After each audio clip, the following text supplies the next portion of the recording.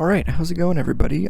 Today I wanted to make a bit of a tutorial video, which is different from what I normally make, I know, but I wanted to show you a really good base for S++ soldier farming. It's in security challenge all the time. It's called 48216, and I was just going to give you a rundown of how I do farm this base, how I like to get all the staff members here. So before we really get started, I'll mention the loadout that I take. I have the non-lethal sniper rifle, the semi-automatic version, as I'm sure everybody knows, the SB pistol, Hand of Jehudi, and this grade 1 sneaking suit from Ground Zeroes. I take these along just because they're really useful. Sneaking suit stops them from seeing your body heat, even though these guards don't have any battle dress or anything, as you can see here. So the first thing that I do is I start taking people out with this SB pistol. This pistol is pretty much the best you can do when you're looking at soldiers who do not have battle dress equipped. It's a lot cheaper than the gas pistol as well, so it's really useful here. This is the 4th FOB, the base development platform, as I'm sure you can tell. Well, maybe you can't, but yeah, this is the 4th FOB of this user's PF and the base development platform. I know this platform like the back of my hand, so I can farm it really efficiently. And as you can see, there are quite a few places that the guards can pop out of, so you always want to make sure that you are aware of what's going on. I used a Nocto here just to make sure I see where everything is. Also, I did not send any dispatch, even though normally you might want to do that. You might think that that would be a good idea. I didn't send any dispatch here, so I am farming literally every single guard that I can. The reason that I'm taking a non-lethal loadout with me, this is kind of an adapted loadout from my ghosting loadout, and the reason I take this is because I don't like to get spotted. As you could probably tell, yeah, that's just the name of the game in general, but also when you are farming, it's really important to be stealthy, because if you are not able to, if you get spotted and they start fighting you, I mean, these guards have grade 1 equipment. They're not going to hurt you. If you're taking like a battle dress or a sneaking suit along, they're not going to hurt you. But the problem is you won't be able to get to the core, and you'll waste a lot of time. You may think that that would be fine, but you really want to get to the core. Getting to the core is the name of the game here. So as you can see, since I didn't reduce dispatch, since I didn't reduce the guards on deck, they're kind of positioned in some weird areas. But the important thing here, this is why I take the Hand of Jehudi along. It has a 30-meter range. It's really useful for situations like this. You always want to make sure that it targets the person you're trying to extract, locks onto them. Doesn't always have to lock onto them, but make sure that that reticle turns red. That means that they will be teleported to you. If it's not red, then that usually means that there isn't enough space in front of you for them to land. As you can see here, I'm just taking out these guards here. I take the night vision goggles along, which are very useful. The way that I used to farm was basically completely with the Hand of Jehudi. You would grab guards with it, and then you would knock them over, and then you would interrogate them, and that was a good method, and it was fast, but I stopped using it, and I made this method because it was a little too easy to get spotted because you made a lot of noise with the Hand of Jehudi.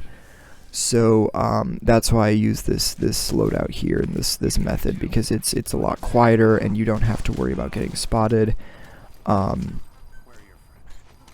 And essentially the other method I just felt was a little too, it was useful. It was pioneered by a good friend of mine, so I can't be too harsh on it. But I didn't really like to use it because I felt like it was a little too easy for me to get spotted and made too much noise, and I didn't like it when guards were constantly looking in my direction. As you can see here, I do get spotted by this guy, but I was standing up and I was out in the open and I was under a light, so that probably made a difference there. But I'm just going to proceed through, knocking out these guards. As you can see, it's nothing too crazy difficult. You're just going through. You can knock out guards with impunity. If you don't have the SB pistol, just take along whatever tranquilizer equipment you have. I would stay away from things that are loud, such as like sleep grenade launchers and like grenades in general, like grenade launchers in general, just because they are not, even though the guards don't have night vision, they can't see you very well, they will still spot you if they find you, and if you make a lot of noise. As you can see, I threw that magazine over there. I'll explain why in just a minute. If you take a look with the Nocto, you can see that there's a guard on that staircase there. I threw that magazine there to attract him. Since I didn't reduce the guards on deck, if you reduce the guards on deck, usually all of the guards will be on top of the deck, and since there are fewer of them, they'll all be kind of concentrated in a smaller area. But since I didn't reduce the guards on deck, I have to attract these guards, or knock out these guards that are straggling along the side areas. But it's not really a major problem. As you can see, I still got a good 4 minutes left, so I won't really have a whole lot of issues with farming this last deck. With the core, it's important to, first of all, reach the core. Don't get yourself spotted. You really, really want to get to the core. That's the important part. That's going to give you that 10 extra staff. And the best part about all of this is that you really can just kind of use whatever you need and whatever you have. I feel like this loadout would work with pretty much any and every user, and you can use different items if you need to.